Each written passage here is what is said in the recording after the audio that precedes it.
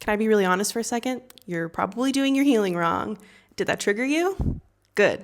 Then stick around and tell me all about it in the comments and hear me out, because today we're going to be talking about the 5 things that you're doing wrong on your healing journey. My name's Stephanie and I'm a certified ascension coach affiliated with Twin Flames Universe, and I have been coaching people for over 8 years now, teaching them how to love themselves. And here are consistently the 5 things that I find all the time over the years that people get stuck with on their healing journeys. So first, let's get into a little bit of background for context. After 2020, the crown, there was this big influx of the self-healing baddies and people becoming really aware of their patterns and honestly, like the self-love and healing journey that so many people have undergone. I think that because of the quarantine and people being stuck in their homes and being stuck around the people they're in relationship with, it really helped a lot of people wake up to these unconscious and maybe toxic abusive patterns in their life and in their relationships, which probably felt really painful, to be honest. I know it did for me. And the thing is once you are awakened to these patterns, you see them more clearly, you feel them more clearly. And this is the reason why so many people have been waking up. And we're just beginning. This is a global awakening that's happening as we shift into a whole new way of being when it comes to our relationships, having more conscious relationships in our lives. And this is such a great thing, but it can be painful when you start to awaken to those patterns in the relationships and the pains that we've been sweeping under the rug for years and years and years. So what happened? Self-healing. We see all of these different modalities and honestly even religious awakenings in people's lives as they're starting to come home to feeling their feelings and seeking something deeper out of life and out of their relationships. But something that I've seen over and over and over again, especially over these last 5-6 years, that I saw such an uptick of, people being interested in the healing work and actively looking for modalities and solutions. But something interesting that I've seen is a lot of people kind of making healing into this commodity, this cool thing that everyone's doing now, and it's something we can all connect over, right? But the thing is we want healing to be about actual results. You want to be able to actually feel that your healing is working, not just having the face of it, not just performing healing, but actually feeling it. So here are 5 things that you're probably doing on some level that are affecting how you really show up in your healing and if you actually feel peace and resolved at the end. So stick around because you're going to want to hear number 5. It's super good. So first, you're getting stuck in the learning phase of your healing and not actually feeling your feelings. That's number 1. And what does this mean and what does this look like? It means consuming information, finding anything you possibly can online about what it is that you're going through or how you're feeling, to start to name the feelings that you're feeling. And although this is great because it's a step in the right direction, it's not actually healing. You need to actually feel your feelings in order to heal. It can't be intellectualized. You can't think through your feelings into healing. They need to be felt. And so what does that mean? They need to be felt in the body and in the emotions. You actually need to be vulnerable. You actually need to allow yourself to feel that sadness, that grief, that anger, perhaps. And so this is really, really important on the healing journey. And this is why I put this at number 1, because you need to actually feel your feelings. You can't get stuck in your head and away from yourself up here if you want to heal. You actually need to come back into the body and feel your feelings. All right, so for number 2, you're not taking full responsibility for your role in the situation. Now, I know what you're going to say, but that's victim blaming. I was hurt. It's their fault. And 2 things can be true at the same time, right? The thing that happened was not okay, but also you were there too, and you had a role in it. So what that might look like is taking full radical responsibility of your role, your part in that situation that you co-created with that person or that experience, right?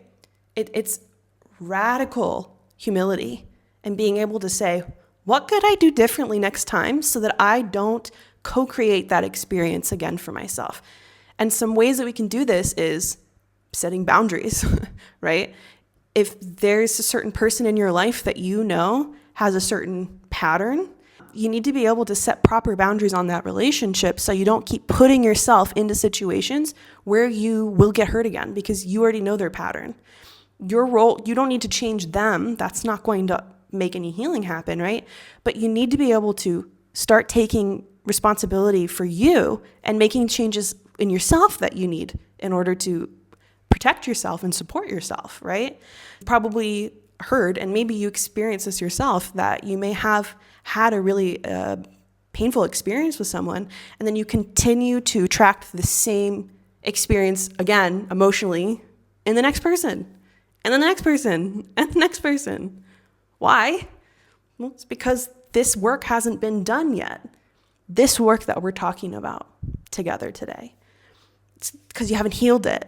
That's why we're talking in this video today about the 5 things that you're doing wrong in your healing. That doesn't mean you're wrong. It just means that there's room to grow. And that's a good place to be, by the way. So the last part of this is that there's always something to learn from every relationship that you've been in, even the abusive ones. There's always something to glean, always a lesson, whether it be maybe the experience taught you to set better boundaries. Maybe it taught you about boundaries where, maybe it taught you that, oh, wow, that thing that they did, that doesn't feel good. I'm aware of that now. Like, I know myself in this place now that I don't like that, or that doesn't align with me, that doesn't align with my values, right? That doesn't feel good, that hurts me, That's a great lesson to learn because now you are able to better communicate that later in that relationship, but other relationships as well. That's a win. A win is a win, okay? So number 3 is really super good because I find that this is the one that a lot of people get really stuck in. And it's this, that you're not making any changes in your life once you do the inner work. So what that means is we're making all these inner changes, but we've done nothing to our outer world to make changes. It's really important that we don't always retreat into the inner space within and stay there in our little hermit cave in our healing. It has a place, it has value, it's super important. It's really, really nourishing to be in that space to do our inner work, but you can't hide away forever. You need to be able to begin to externalize the inner healing that you've been doing. It's important that you then begin to allow that to flow out into your life and your reality. That's when you know that you've healed something. That's when you know you've truly healed at the core, is when you have a sense of peace there, where there was once pain, where there was once hurt, and you're not stuck, still holding on to old stories or old experiences. You're able to move on inside and out in your life and move on from the pain, from the experience. That is healing. And that's the perfect transition to our number 4, which is next.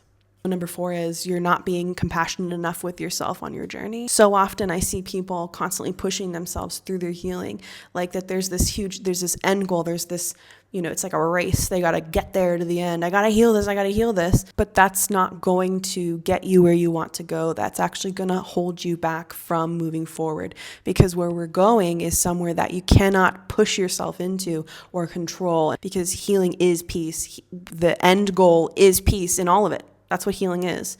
The end goal is peace. That's it. It's not how something looks, right? And you can't push yourself into feeling peaceful.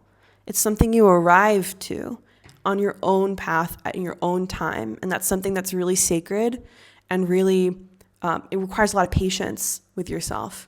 And so patience and compassion, which is why I chose this for number 4. So often I see people who get really frustrated when their healing journey isn't going the way that they expect it to.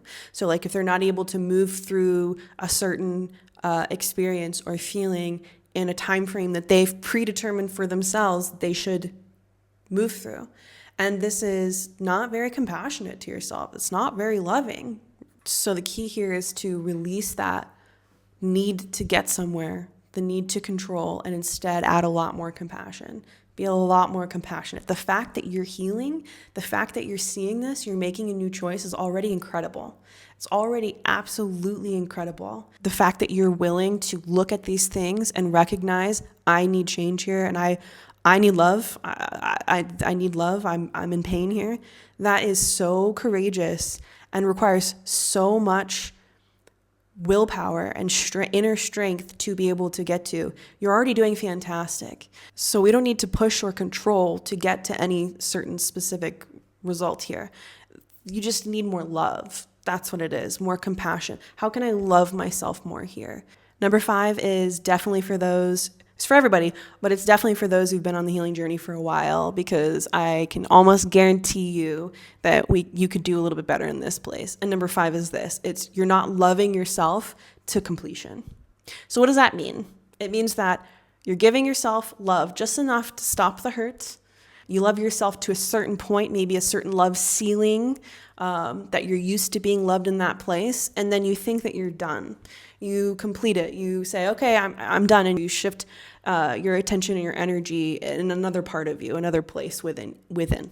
And so it's really important to go all the way. You need to stay with that part of you and continue to love that part of you until you feel totally satisfied, complete, and at peace. Only then can you integrate that part of you back home with yourself. I use a tool called the mirror exercise. It was taught to me by my spiritual teachers and mentors, Jeff and Shalia from Twin Flames Universe, and from the Teachings of Union. And this is what I work with every single one of my clients, and it's absolutely amazing. It's incredible. It's changed my life. And that's exactly what we do on step 4. Is you need to love yourself to completion. And that's the reason why in that step 4 of the mirror exercise, you ask that part of yourself, what do you need to feel loved right now? And you love yourself there.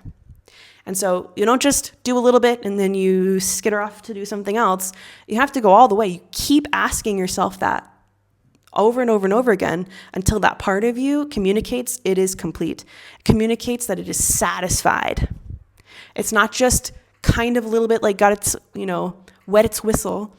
It is satisfied. It's full. It's complete. It's at peace. It's done. That's when we know that it is complete and you can integrate that part of you back home. Bring that part back into the whole union. That's the healing. That's when you know you completed your healing. So that's the 5 things that you're doing wrong on your healing journey. And if you'd like to work with me and you'd like to learn a little bit more about the mirror exercise that I've talked about today in this video, go ahead and subscribe, and share this video so you can get notifications and not miss the next video, because we're going to be talking more about this and going more in depth. So stick around, because we're just getting started. We're going to get you all the way to your ascended life. So you learn how to master the healing, truly, fully release the past, and step forward into a more peaceful, joyful, and healed life. That's the goal. That's what we're here for, baby. That's it. So to all my healing baddies out there that are in their healing era and doing their inner work, I see you, I salute you, and I'm so proud of you. Keep it up, and I'll see you next time. Bye.